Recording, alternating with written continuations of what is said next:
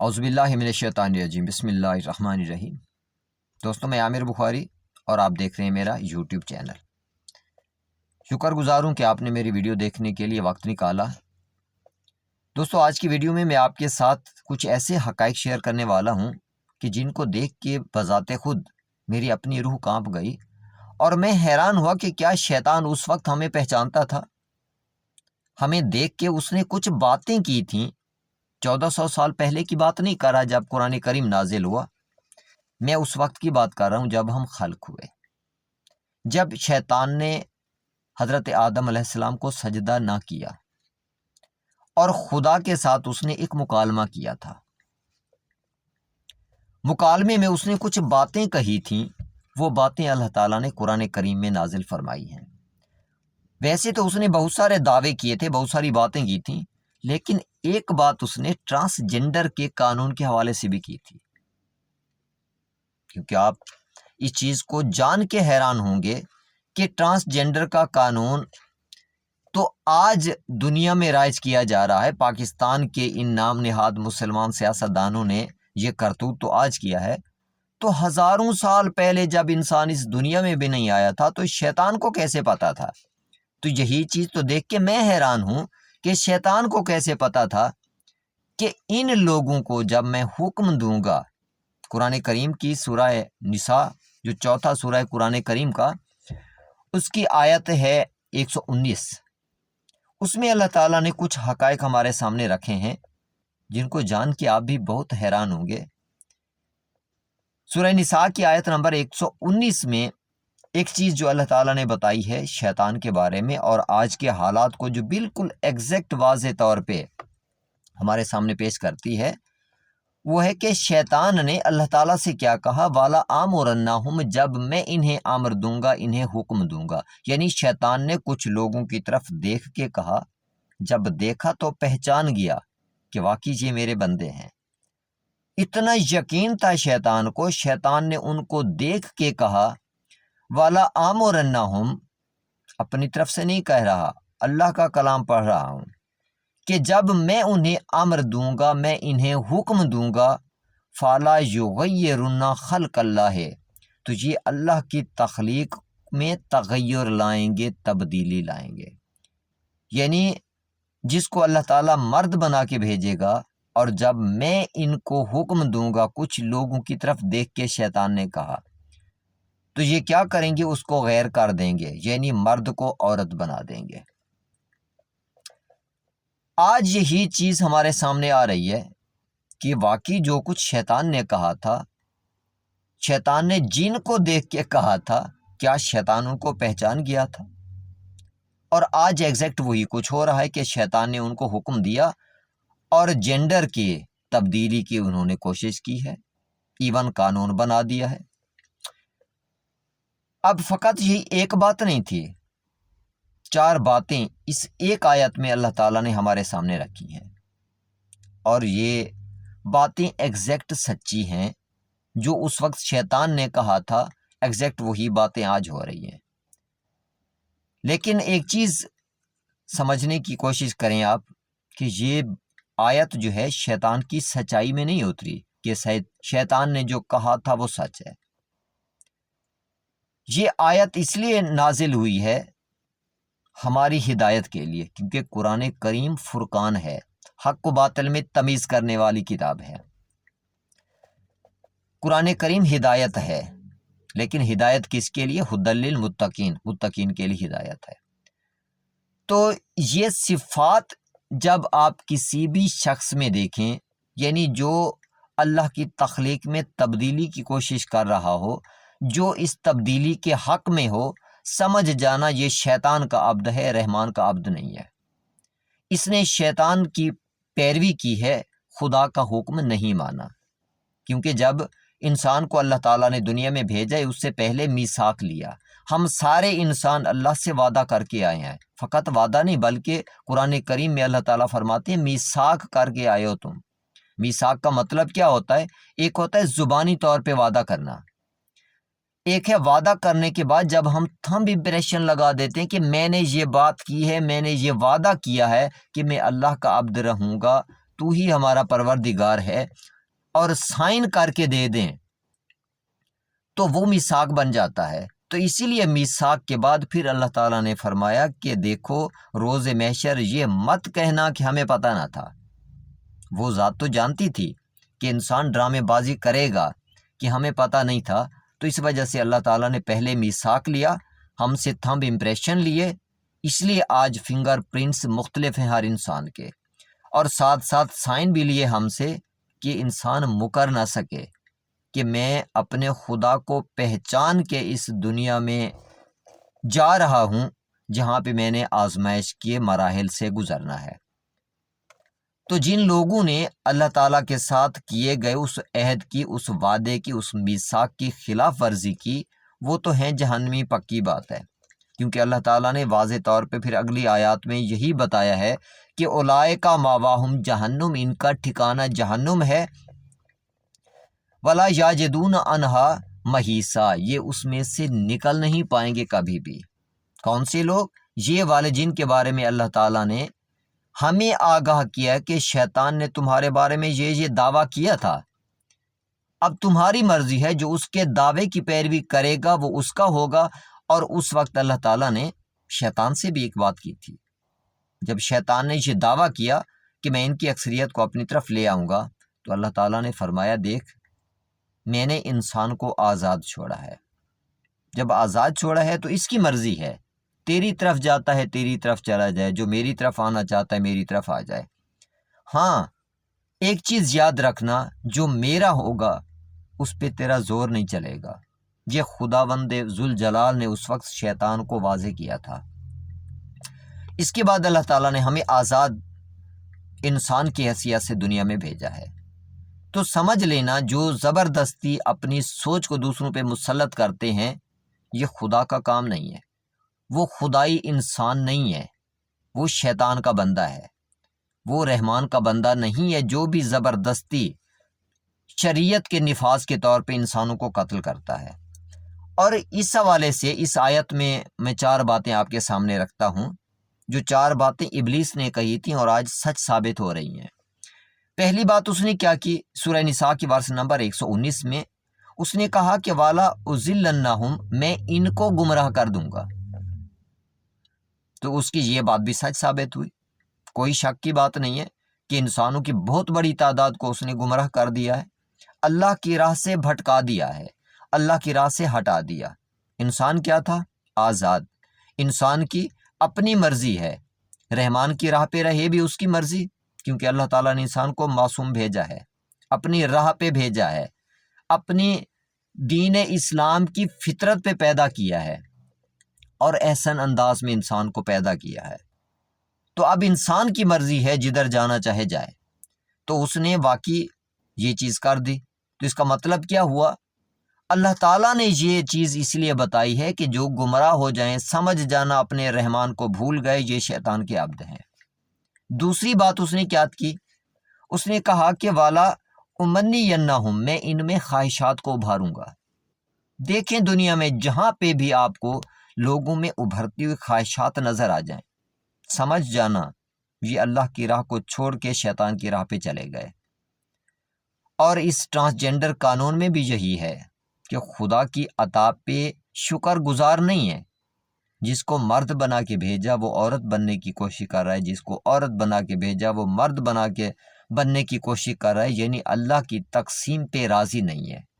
یہ خواہشات ہیں جن کی وہ پیروی کر رہا ہے۔ تو اسی لیے اس نے جو کہا تھا شیطان نے کہ والا امنینہم، اور میں ان میں خواہشات ابھاروں گا، تو خواہشات کی پیروی کرنے والے یہ لوگ اللہ تعالیٰ فرماتے ہیں جب ان کو دیکھنا سمجھ جانا یہ اللہ کے عبد نہیں ہے، یہ شیطان کے عبد ہیں، ان سے تھوڑا دور رہنا۔ تیسری بات اس نے کیا کی؟ والا آمرنہم، جب میں انہیں امر دوں گا۔ شیطان کے الفاظ سنیں، کیا کہا اس نے؟ میں انہیں امر دوں گا، حکم دوں گا، تو کیا کریں گے؟ فالا یبتکنہ اذان الانعام، یہ جانور کے کان بھی پھاڑیں گے۔ آپ نے دیکھا ہے گدھے کی آواز بہت بلند ہوتی ہے، یہ ہماری پرسیپشن ہے اس چیز کے حوالے سے۔ اب یہ اللہ تعالیٰ بہتر جانتے ہیں کہ ہو سکتا ہے جانوں کے کانوں کے حوالے سے کچھ اور بھی تبدیلیاں لائی جانی ہوں، تو بہرحال جو واضح طور پہ نظر آ رہا ہے کہ بہت بھدی اور بلند آواز کس کی ہے؟ گدھے کی ہے۔ تو یہ جانوں کے بھی کان پھاڑیں گے کا مطلب کیا ہوا؟ بہت بلند بلند آواز میں ان کے جلسوں میں آپ دیکھتے ہیں ناچ گانا، شیطانی کام بہت بلند آواز میں ہوتا ہے، یعنی کان پھاڑنے والی آواز ہوتی ہے۔ اس کے بعد چوتھی بات جو شیطان نے کی تھی، کہا کہ والا آمرنہم، اور جب میں انہیں امر دوں گا، جب میں انہیں حکم دوں گا، فالا یغیرن خلق اللہ ہے، تو یہ اللہ کی تخلیق میں تغیر لائیں گے، تبدیلی لائیں گے، مرد کو عورت اور عورت کو مرد۔ یہی کام ہمارے سیاستدانوں نے کیا ہے، کیونکہ 2018 میں ان لوگوں نے یہ قانون بنایا ٹرانسجینڈر کا، جن میں ساری پارٹیاں انوالو ہیں۔ نون لیگ کی حکومت تھی، پیپلز پارٹی یہ بل لے کے آئی، اور پی ٹی آئی نے اپنے آقاؤں کو خوش کرنے کے لیے بڑی تیزی سے یہ بل سینٹ سے بھی پاس کرایا اور نیشنل اسمبلی سے بھی پاس کرایا۔ اس کے بعد جب پی ٹی آئی کی حکومت آئی تو اس نے بڑے زبردست کام کیا اس حوالے سے۔ اس نے کہا کہ یہ سینٹرز گورنمنٹ آف پاکستان بنائے گی، عوام کے پیسوں پہ ہم جینڈر کی جو تبدیلی ہے اس کا کام کریں گے، ہارمون تھیراپی یہ عوام کے پیسوں سے ہوگی، گورنمنٹ آف پاکستان کے پیسوں سے ہوگی، اور اس نے ادارے بنا دیے، اور ماشاءاللہ 30,000 سے زیادہ لوگ اس چیز سے مستفید ہو بھی چکے ہیں۔ تو قرآن کریم کی یہ آیت اللہ تعالیٰ نے جس مقصد کے لیے بیان فرمائی ہے کہ یہ لوگ اگر ایسا کام کریں، سمجھ جانا یہ شیطان کے پیروکار ہیں، یہ شیطان کے عبد ہیں، اللہ کے عبد نہیں ہیں، تو ان پہ شیطان کا حکم چلتا ہے۔ یہ شیطان کے اپنے الفاظ ہیں، وَلَا آمُرَنَّهُمْ، جب میں نے امر دوں گا، حکم دوں گا، تو یہ شیطان کا حکم ماننے والے لوگ ہیں، ساری سیاسی پارٹیاں۔ تو جو بھی مومن ہیں اس حقیقت کو سمجھنے کی کوشش کریں۔ اللہ تعالیٰ نے انسانی شعور کے لیے یہ کلام نازل کیا ہے تاکہ اپنے ماحول میں رہنے والے لوگوں کی اصلیت کے بارے میں انسان جان سکے اور اپنی زندگی کا فیصلہ خود کر سکے، کیونکہ انسان آزاد ہے۔ دونوں جہانوں کا فیصلہ انسان کے اپنے ہاتھ میں ہے۔ جہنم کی طرف جانا چاہتا ہے تو بھی اس کی مرضی ہے، جنت کی طرف جانا چاہتا ہے تو بھی اس کی مرضی ہے، دنیا میں ذلیل ہونا چاہتا ہے، عذاب کی طرف جانا چاہتا ہے تو بھی اس کی مرضی ہے، اللہ کی رحمتوں کی طرف جانا چاہتا ہے تو بھی اس کی مرضی ہے۔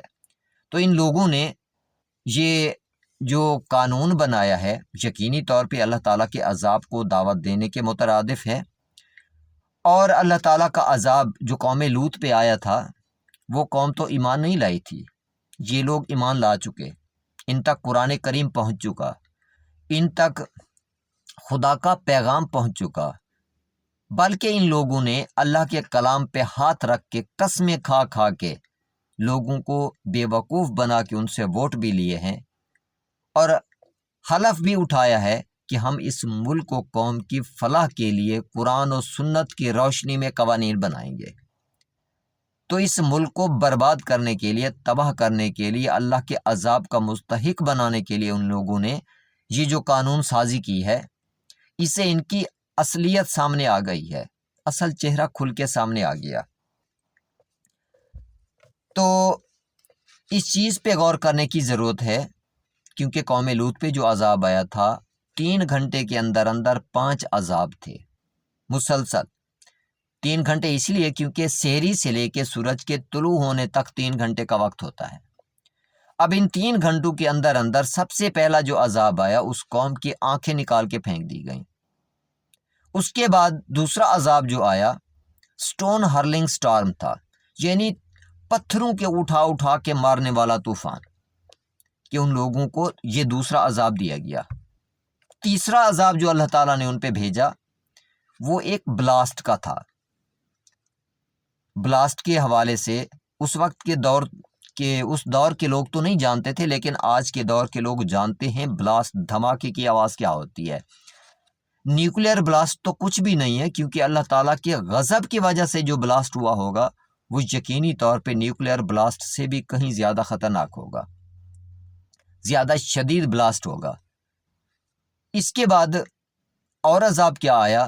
اس بلاسٹ کے بعد اللہ تعالیٰ نے زمین کو الٹ دیا اور ان کو اسی تڑپتی ہوئی حالت میں اسفل سٹریٹ میں پھینک دیا، یعنی زمین کے مرکز میں جہاں پہ ہر چیز پگھل جاتی ہے ان کو وہاں پہ ڈال دیا۔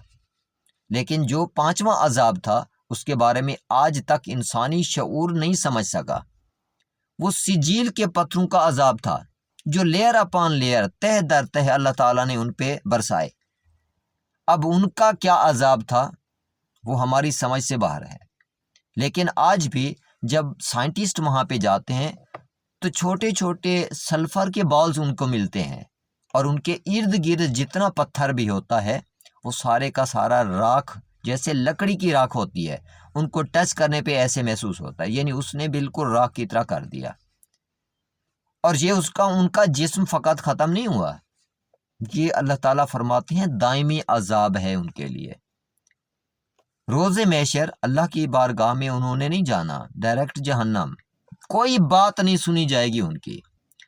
تو جو لوگ آج خدا کے اس قسم کے عذاب کو دعوت دے رہے ہیں انہیں غور کر لینا چاہیے۔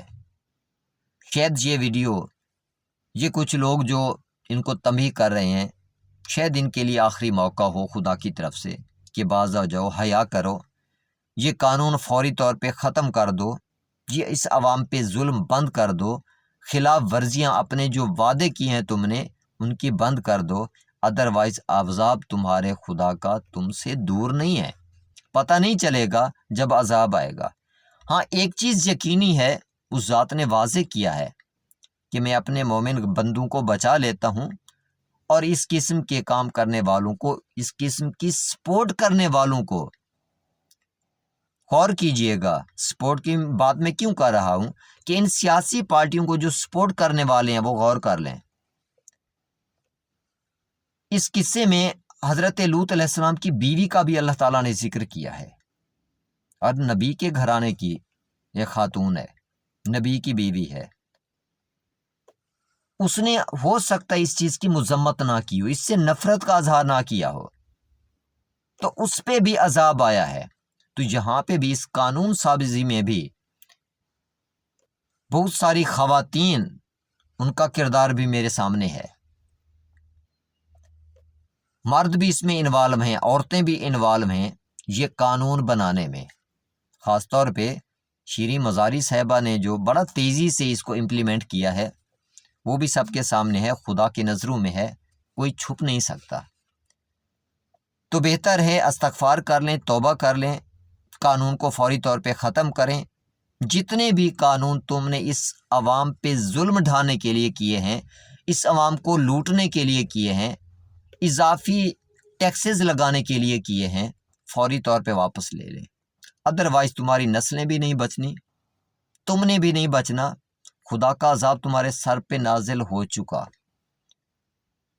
یقینی طور پہ یہ تمہارے لیے آخری مہلت ہے، خدا کی رحمت سے فائدہ اٹھا لو، اس کے کرم میں واپس پلٹ آؤ، ادروائز تمہیں کوئی نہیں بچا پائے گا۔ جن کے کہنے پہ تم کر رہے ہو وہ بھی خدا کے عذاب میں مبتلا ہوں گے۔ اپنے معزز ناظرین کے لیے دعا گو ہوں،